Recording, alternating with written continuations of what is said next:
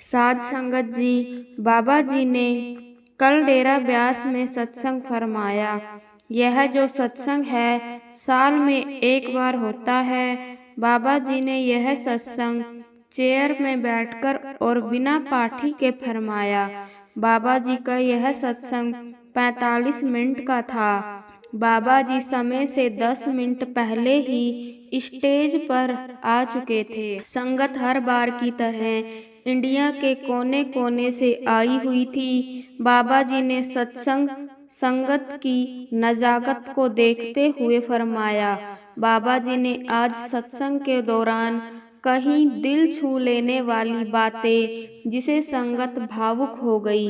बाबा जी का यह सत्संग हम आपके साथ में शेयर कर रहे हैं। आप जी से विनती है कि सत्संग को ध्यान पूर्वक सुने। बाबा जी स्टेज पर आए उस समय पाठी जी बहुत ही प्यारा शब्द गा रहे थे। बाबा जी ने फरमाया, वह कुल मालिक परमात्मा हमारे शरीर के अंदर है, परंतु इस भेद को कोई बिरला ही समझ सकता है। इस समय हमारा जो दायरा है वह शरीर तक ही सीमित है। हम भूल गए हैं कि यह जो अनमोल मौका मिला है, यह जो हमें इंसानी का जामा मिला है, यह उसकी पहचान करने के वास्ते मिला है।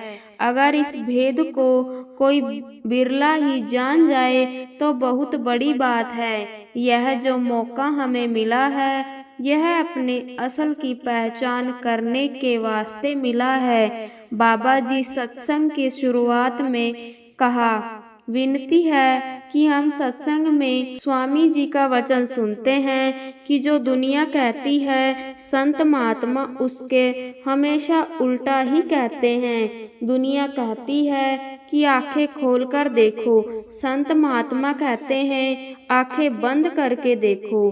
दुनिया कहती है कान खोलकर सुनो, संत महात्मा कहते हैं कान बंद करके देखो। दुनिया कहती है जीना सीखो, परंतु संत महात्मा तो कहते हैं कि जीते जी मरना सीखो।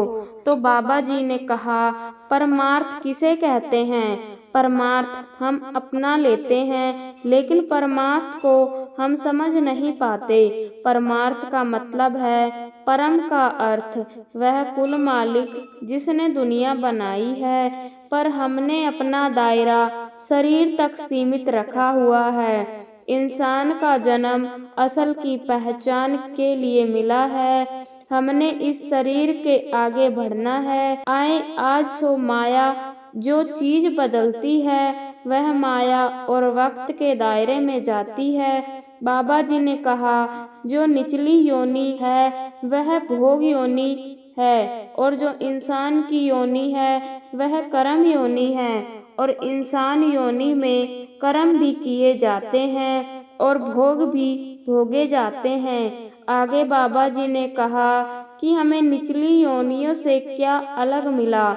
मालिक ने हमें सोचने की ताकत दी है, समझने की ताकत दी है, विवेक दिया है, ताकि हम अपने अच्छे व बुरे की पहचान कर सकें। मालिक ने हमें यहाँ कर्म करने के लिए भेजा है, असल की पहचान करने के लिए भेजा है। बाबा जी ने कहा कि संत महात्मा हमारे दरमियान उदाहरण बनकर आते हैं। अभी हम जिस्म के दायरे में हैं, हमारा दायरा छोटा है। फिर हम सोचते हैं कि किसी बाबा के पास चले जाएंगे, हमें रूहानियत मिल जाएगी।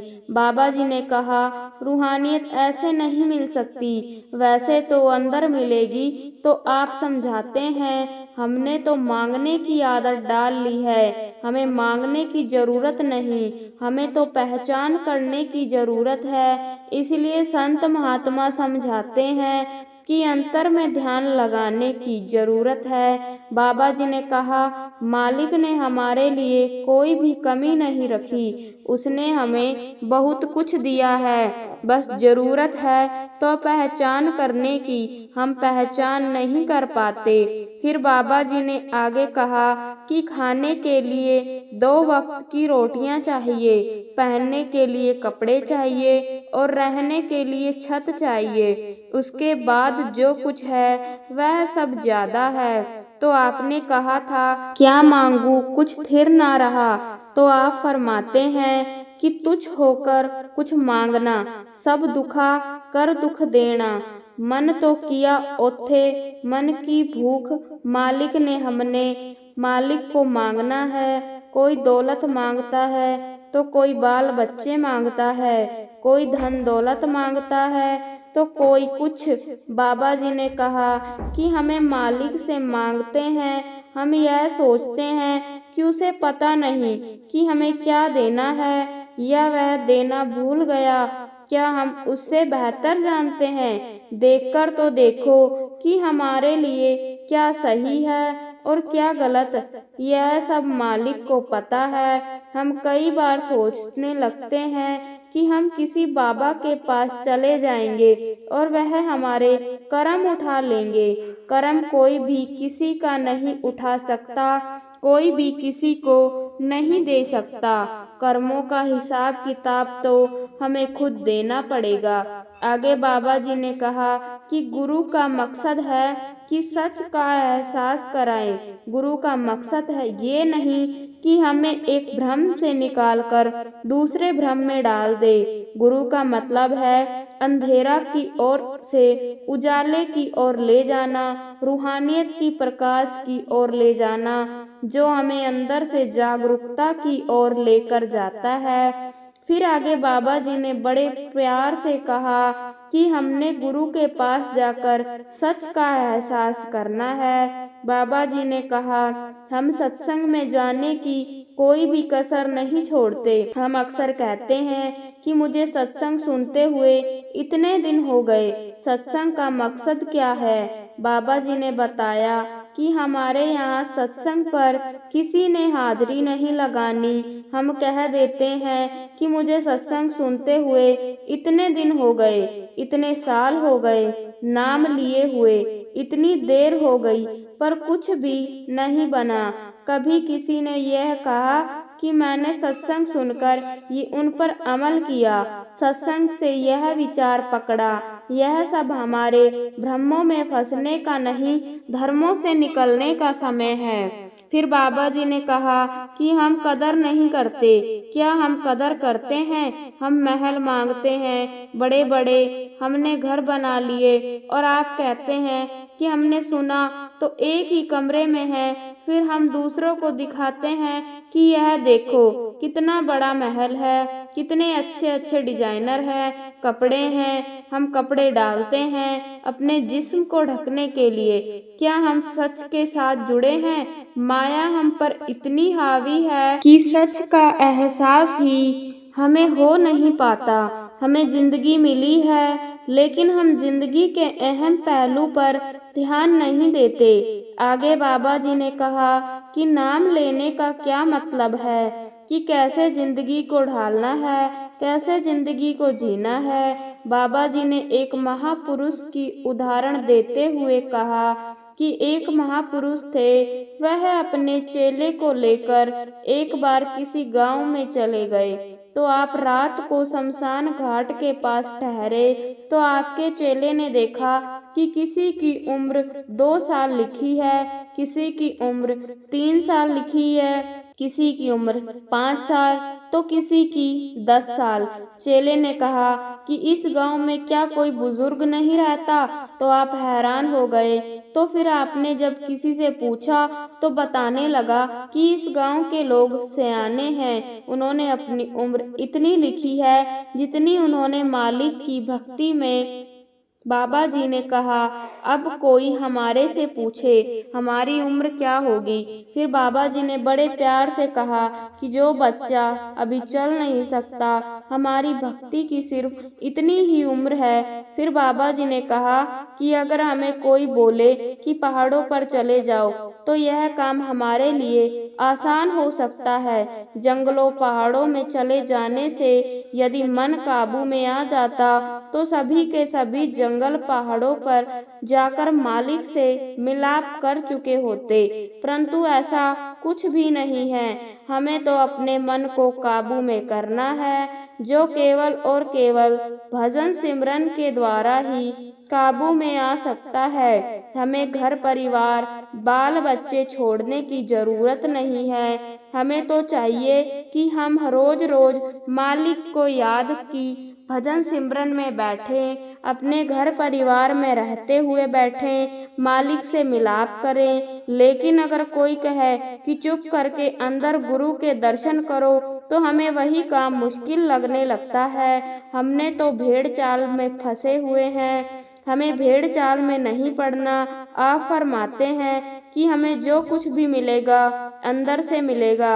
हम जब भी सत्संग में आते हैं हमने तो अमल की कोशिश करनी है, हमने दिखावा नहीं करना। हमारा तो मन भी नहीं टिकता, हमारा तो भ्रम ही भ्रम है। बाबा जी ने कहा जिसका अपना मन काबू में है, जिसका मन अंदर से बिल्कुल तृप्त है, उसको किसी से कुछ भी मांगने की जरूरत नहीं। मालिक को सब पता है कि किसे क्या देना है। अगर उसे पता ना हो तो और किसे पता हो सकता है।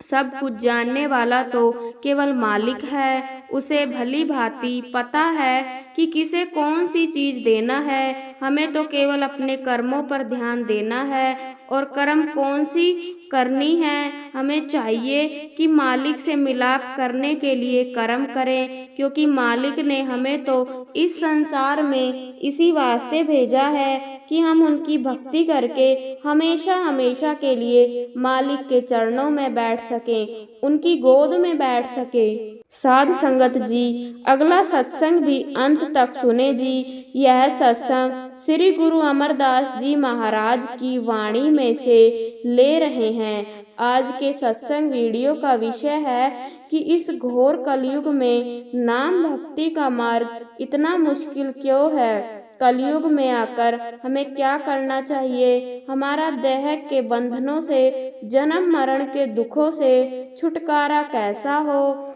सकता है। साध संगत जी, आज का यह सत्संग बड़ा ही महत्वपूर्ण और रूहानियत से भरा हुआ है। आप जी से विनती है कि सत्संग को ध्यान पूर्वक सुने। तो चलिए आज का यह सत्संग वीडियो आरंभ करते हैं और सुनते हैं कि श्री गुरु अमरदास जी महाराज नाम भक्ति के विषय में क्या फरमाते हैं। आप फरमाते हैं कि जो साधन हमें सतयुग में काम देते थे वह साधन हमें कलयुग में काम नहीं दे सकते। सतयुग में हमारी उम्र बहुत लंबी थी, हमारा ख्याल भी दुनिया में कोई खास फैला हुआ नहीं था और हमारी सेहत भी बड़ी अच्छी थी। जैसे जैसे युग बदलते गए उम्र भी छोटी होती गई, ख्याल भी दुनिया में फैलता गया और सेहत भी कमजोर होती गई। कलयुग में हम आंखों से ही देख रहे हैं कि कोई विरला खुशकिस्मत भाग्यवान जीव है जो 65 से 70 साल की उम्र यहाँ भोग कर जाता हो। सेहत के बारे में भी आपको पता है कि घंटा डेढ़ घंटा सत्संग में चौकड़ी मारकर बैठना मुश्किल हो जाता है। और ख्याल के बारे में भी आप जानते हैं, किसी छोटी सी समस्या के बारे में 2 मिनट सोचना हो तो सारी दुनिया की समस्याएं आंखों के आगे आकर खड़ी हो जाती है। अब नाम की भक्ति करे तो करे कैसे। अब नाम की भक्ति करना कठिन हो जाता है। इसलिए गुरु साहिब समझाते हैं कि जो साधन हमें सतयुग में काम देते थे वह साधन हमें कलयुग में काम नहीं देते। फिर इस युग की कौन सी युक्ति है, साधन है। कलयुग में आकर हमें क्या करना चाहिए। जन्म मरण के दुखों से छुटकारा हासिल करने के लिए, मालिक की भक्ति करने के लिए, मालिक से मिलाप करने के लिए क्या करना चाहिए, यह हमें मालिक के भक्तों से, मालिक के प्यारों से पता लगता है। वह क्या समझाते हैं कि अगर तुम देह में बैठकर भी 4 दिन सुख और शांति के काटना चाहते हो और वापस जाकर मालिक से भी मिलना चाहते हो, तो एक ही तरीका है कि तुम शब्द की कमाई करो, नाम की कमाई करो। इसके सिवाय और कोई तीसरा उपाय नहीं, कोई साधन नहीं। गुरु साईं फरमाते हैं कि जो भी हम मन और बुद्धि के द्वारा देह के बंधनों से छुटकारा प्राप्त करने की कोशिश करते हैं, जप तप पूजा पाठ तीर्थ यात्रा वगैरह जो कुछ भी करते हैं, यह हमें देह के बंधनों से छुड़ाने के बजाय ज्यादा मजबूती से जकड़ देते हैं। अब क्यों झगड़ देते हैं? गुरु साहिब कहते हैं, करता बीज भी नहीं जमे। अगर तुम जमीन में बेमौसम के बीज बो दोगे तो वह फसल कभी भी तुम्हारे घर नहीं आ सकती। जमींदार को पता है कि अक्टूबर और नवंबर के महीने में गेहूं बोया जाता है। अगर कोई मई और जून की गर्मियों में गेहूं बोएगा तो चाहे कितना हल चला ले, खाद डाल ले, रखवाली कर ले, पानी दे ले, वह फसल कभी उसके घर नहीं आ सकती। गुरु साहिब फरमाते हैं, कलयुग में कीर्तन प्रार्थना गुरुमुख जपी लाए। ध्याना कलयुग में अगर किसी चीज का महात्माओं ने खुलकर प्रचार किया है, महिमा की है, उस कीर्तन किया है, जिसे गुरुमुख बड़े ध्यान से अंतर मन में सुनते हैं। आप इशारा करते हैं शब्द की ओर, नाम की ओर। यही स्वामी जी महाराज कहते हैं, कलयुग कर्म धर्म नहीं होए, नाम बिना उद्धार न कोई। जो मर्जी उपाय कर लो, जो मर्जी तरीके सोच लो, कितना भी दान पुण्य कर लो, कितने ही तीर्थों पर हो आओ, सरोवर में स्नान कर लो, ग्रंथों पोथिन पढ़वा लो, जटाए रख लो, जिस्म पर भभूत लगा लो, बेटे बेटियों को त्याग कर जंगलों पहाड़ों में छिपकर बैठ जाओ, समाधि लगा लो, पर माथा टेकते रहो। लेकिन शब्द और नाम की कमाई के बगैर किसी हालत में तुम्हारा देह के बंधनों से छुटकारा नहीं हो सकता। 5वीं पातशाही गुरु अर्जुन देव जी कहते हैं, साधुओं संतों और महात्माओं के पास जाकर सच्चे शब्द की कमाई करो, सच्चे नाम की कमाई करो। यही तुम्हारी असली पूजा है, जो यहाँ भी तुम्हारे साथ है और वहाँ भी तुम्हारे साथ जाएगी। इसे ना कोई चोर चुरा सकता है, ना ही आग जला सकती है और ना ही कोई छीन सकता है। यही स्वामी जी महाराज कहते हैं, नाम गुरु का संभाले चल, यही है दाम गठबंधन का।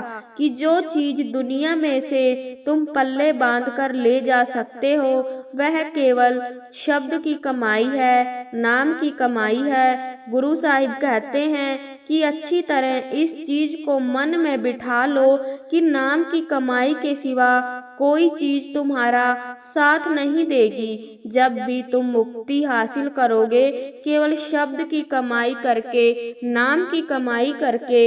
यही तीसरी पातशाही गुरु अमरदास जी कहते हैं, हमें मालिक का कोई भक्त और प्यारा मिल जाए, वह हमें शब्द या नाम की कमाई करने का तरीका और साधन समझा दे, फिर हम मालिक की भक्ति, मालिक की पूजा कर सकते हैं। आप यह भी समझते हैं कि इस चीज को अच्छी तरह से मन में बिठा लो कि उस नाम की कमाई के सिवा मालिक की और कोई भक्ति नहीं है, मालिक और कोई पूजा नहीं है। दुनिया के जीव भ्रमों में फंसकर कोई किसी तरफ दौड़ता है, कोई किसी तरफ दौड़ता है।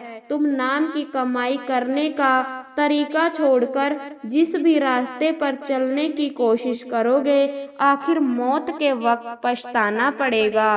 क्यों पछताना पड़ेगा? नाम की कमाई के बिना कोई मालिक के घर नहीं पहुंच सकता, यमदूतों के हाथों खराब होना पड़ेगा। गुरु साहिब कहते हैं कि मैं कोई सुनी सुनाई पढ़ी पढ़ाई बातें नहीं करता, थोक बाजार तुझे निजी अनुभव समझाता हूँ कि कोई भी चीज कभी नाम भक्ति का मुकाबला नहीं कर सकती। जो भी जप तप पूजा पाठ दान पुण्य कर्मों का फल वगैरह है, नाम की कमाई के नीचे नीचे रह जाता है। ऊंचे से ऊंचा पवित्र से पवित्र जो फल है वह शब्द की कमाई नाम की कमाई है। यही गुरु नानक साहिब कहते हैं, भाई उस नाम को तू कभी सपने में भी बुलाने की कोशिश मत करना, क्योंकि जब भी तू देह के बंधनों से छूटेगा, केवल शब्द की कमाई करके, केवल नाम की कमाई करके।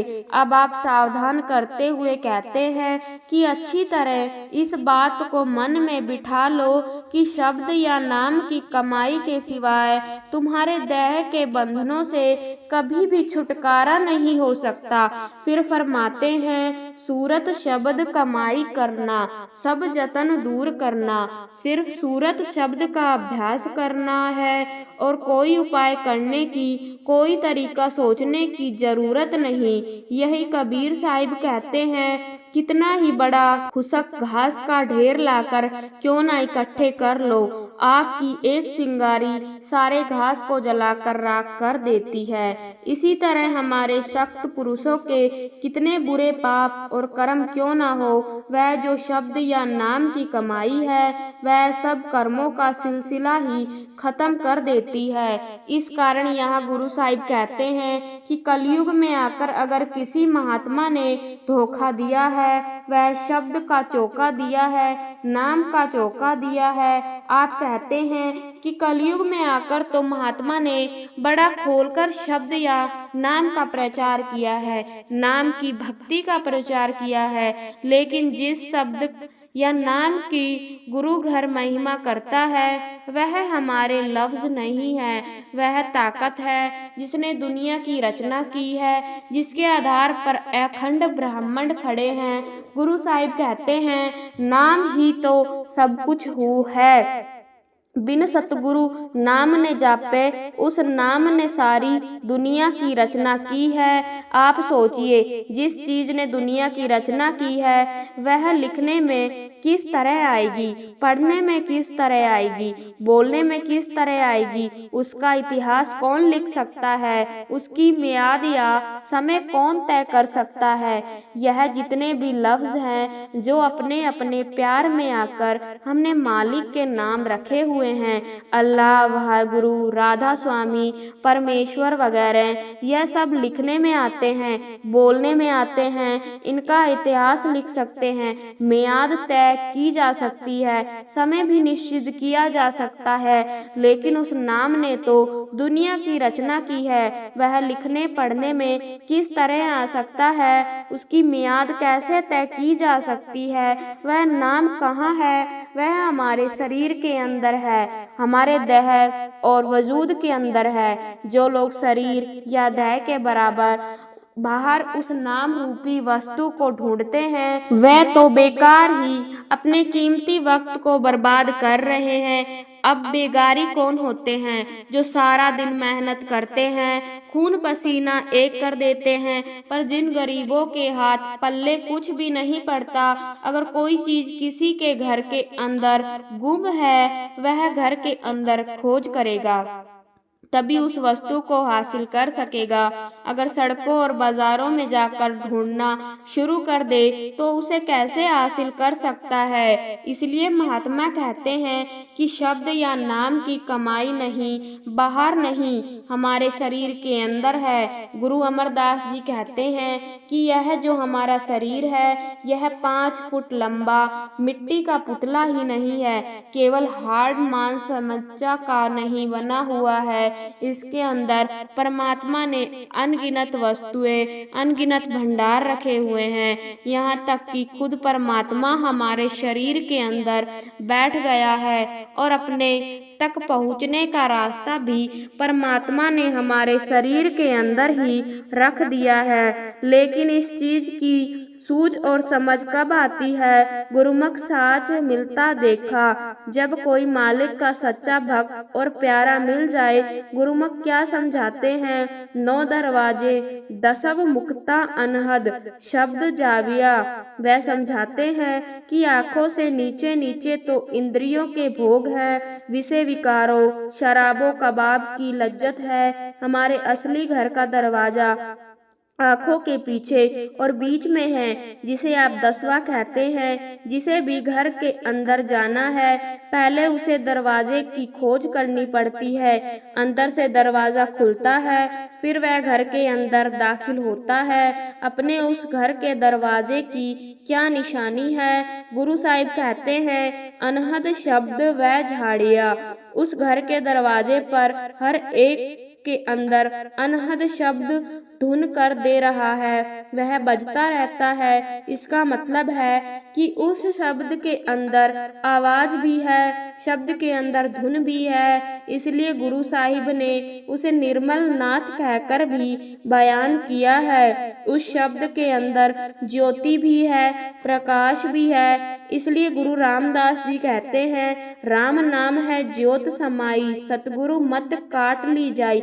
वह जो राम नाम की ज्योति है, हम में से हर एक की आंखों के पीछे रही है। लेकिन जब तक गुरुमुख के मत पर नहीं चलते, उनके उपदेश पर नहीं चलते, बेशक वह ज्योति हमारे आंखों के पीछे जल रही है, हम उस ज्योति को देख नहीं सकते। गुरुमुख का कयामत है, 9 दरवाजे 9 दर फीके रस अमृत, 10व चीजें गुरुमुख का। यह मत है कि आंखों के नीचे नीचे तो इंद्रियों के भोग हैं, विषय विकारों शराबों कबाब की लज्जत है। लेकिन जो रस का भरा हुआ अमृत है, जिसे पीकर ही तुम्हारा मन निर्मल और पवित्र होगा, वह आंखों के पीछे है। सो जब तक यहाँ ख्याल इकट्ठा नहीं होता, हम उस अमृत को भी नहीं पी सकते, अमृत नहीं हो सकते। हमारा जन्म मरण के दुखों से छुटकारा नहीं हो सकता।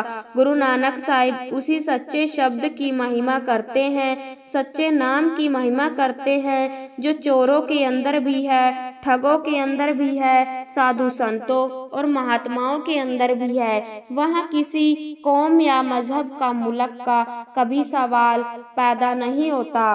कोई हिंदू होकर अंदर जाए, सिख ईसाई होकर अंदर जाए, खुशकिस्मत आंखों के पीछे ख्याल इकट्ठा करता है। वह अंदर शब्द की धुन, कार धुन को सुनना शुरू कर देता है, शब्द की ज्योति, शब्द के प्रकाश को देखना शुरू कर देता है। हमें उस आवाज के जरिए अंदर घर का रुख कायम करना है, उस प्रकाश के जरिए अंदर अपना रूहानी सफर तय करना है, फिर मंजिल दर मंजिल अपने घर वापस पहुंचना है। इसे गुरु घर ने सच्चा शब्द और सच्चा नाम कहकर समझाने की कोशिश की है। आप समझाते हैं कि हमारा मन इस माया के जाल में फंसकर अति गंदा हो चुका है, अति मैला हो चुका है। बेशक हमारी आत्मा उस परमात्मा की अंश है, हम उस सतनाम समुंदर के कतरे हैं, लेकिन मालिक से बिछड़कर इसने यहाँ आकर मन का साथ ले लिया।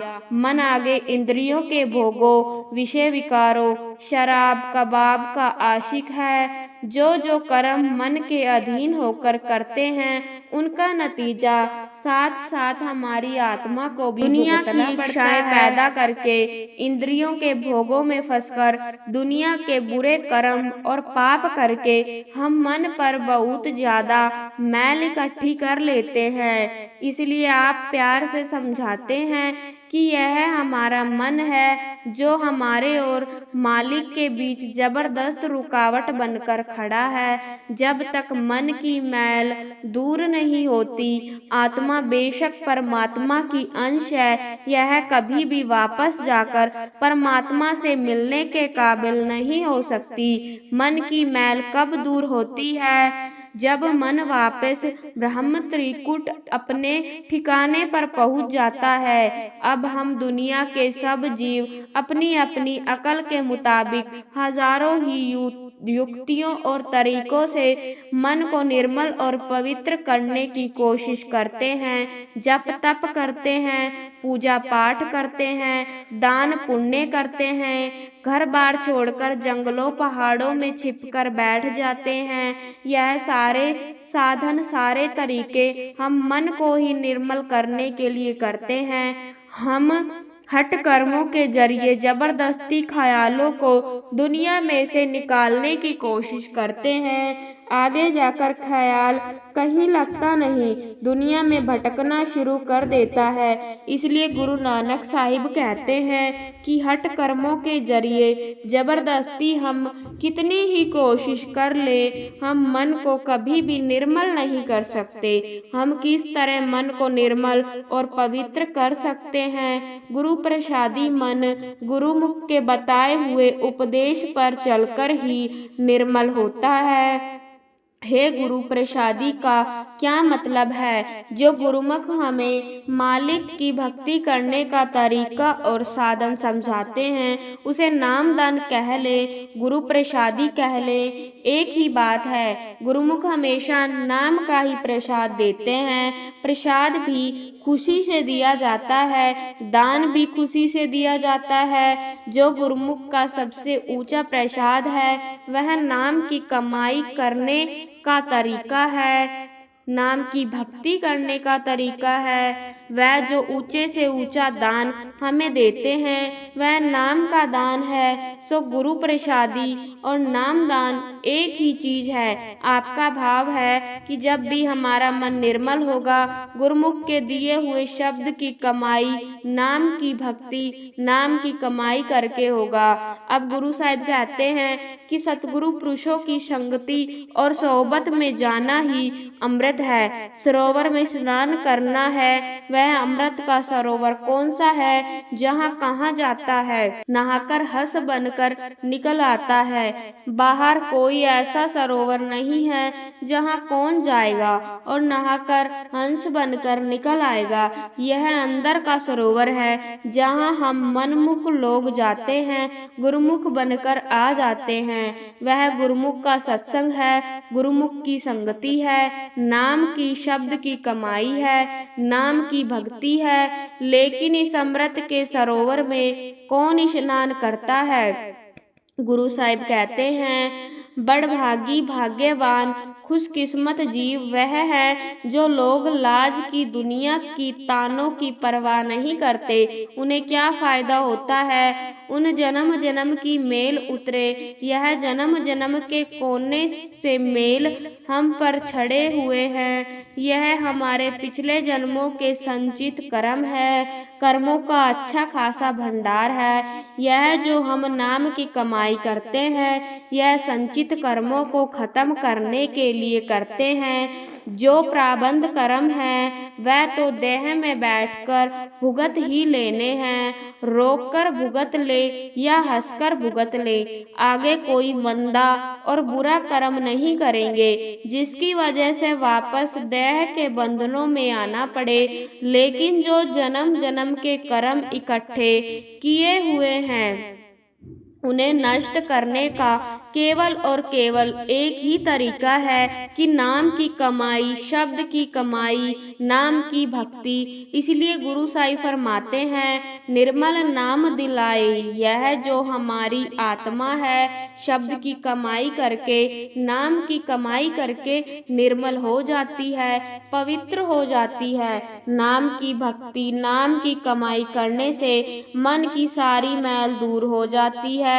यही गुरु अमरदास जी फरमाते हैं, शब्द में मन निर्मल संतो पूजा छाई पाई। जब उठते बैठते चलते फिरते अपने ख्याल को शब्द या नाम के साथ जोड़ देंगे और शब्द के अंदर लीन हो जाएंगे, हमारा मन निर्मल हो जाएगा, पवित्र हो जाएगा। गुरु साहिब कहते हैं कि यही परमात्मा की असली भक्ति है। यही भक्ति तुम्हें तुम्हारे ठिकानों पर पहुंचाएगी। जो चीज रूह और मन की गांठ खोलती है, हमारी आत्मा को निर्मल करती है, मन को पवित्र करती है, वह गुरु प्रसाद है, वह शब्द की कमाई है, वह नाम की कमाई है, नाम भक्ति है। इसलिए आप फरमाते हैं कि जो भी हमने मन के ऊपर गंदे गंदे खिला चढ़ाए हुए हैं, जन्मों जन्मों से मैल मन पर चढ़ाई चले जा रहे हैं, जब गुरुमुख के पास जाकर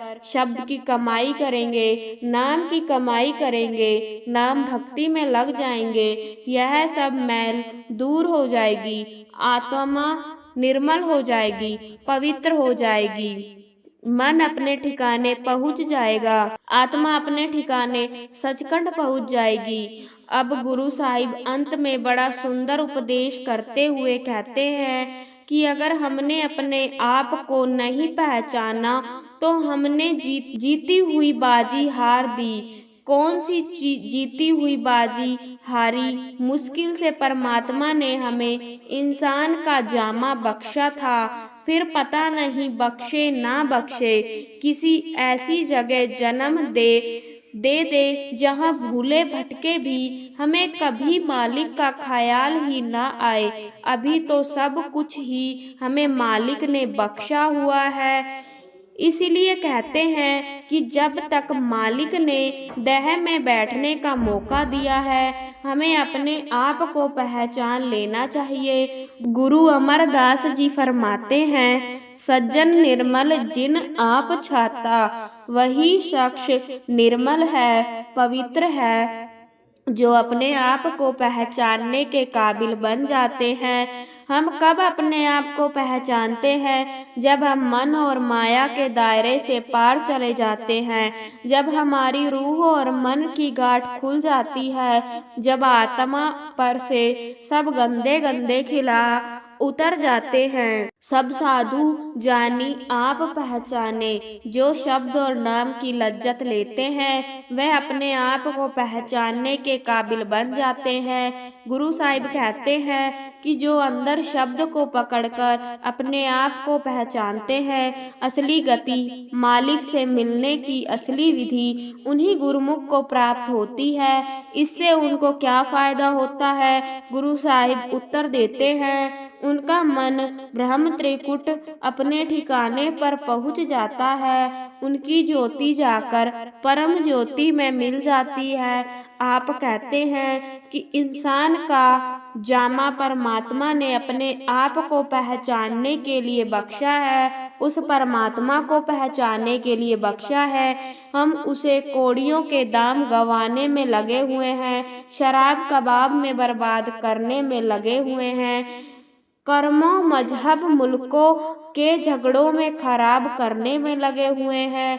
आप फरमाते हैं कि जब तक गुरु के बताए हुए उपदेश पर चलकर शब्द की कमाई, नाम की भक्ति नहीं करेंगे, हमें यहाँ कुछ भी प्राप्त नहीं होगा। दुख ही दुख भुगतने पड़ते हैं, चाहे कान पड़वा लो, चाहे जटाए रख लो, जिस्म पर भभूत लगा लो, चाहे ग्रंथ पोथियां पढ़ लो, चाहे जंगलों पहाड़ों में छिपकर देख लो, चाहे तीर्थों पर जाकर देख लो, कुछ भी हाथ पल्ले नहीं पड़ेगा। जो कुछ मिलेगा शब्द की कमाई से मिलेगा, नाम की भक्ति से, नाम की कमाई से मिलेगा।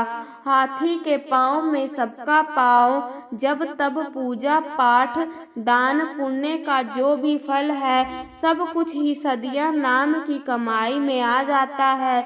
जब हमारी जबान पर दिन रात मालिक का नाम चढ़ा हुआ है, उसका सिमरन करने में लगे हुए हैं, देखो इससे बड़ा और जब कौन सा हो सकता है। जब मालिक के बारे में, मालिक के हुक्म में दिन रात रहते हैं, इससे बड़ा और तब कौन हो सकता है। जब महात्मा के स्वरूप को 24 घंटे साथ साथ लिए फिरते हैं, इससे बड़ी और पूजा कौन सी हो सकती है। जब अनहद वाणी को दिन रात 24 घंटे अंदर सुनने में लगे हैं, इससे बड़ा और पाठ कौन हो सकता है।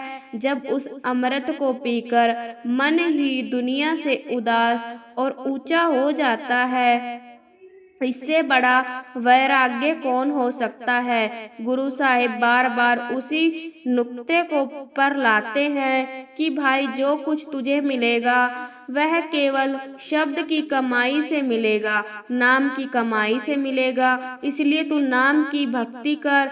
सब कुछ बयां करके आप उपदेश देते हैं कि कोई जरूरत नहीं बेटे बेटियों को छोड़ने की, घर बार छोड़ने की, जंगलों पहाड़ों में छिपने की, गृहस्थ में रहना चाहिए, दुनिया में रहना चाहिए। नाम की कमाई करते हुए, घर बार में रहते हुए ही हम बैरागी बन सकते हैं। गुरु अमरदास जी फरमाते हैं, नामदेव परमहंस बैरागी निज घर ताड़ी लाई है।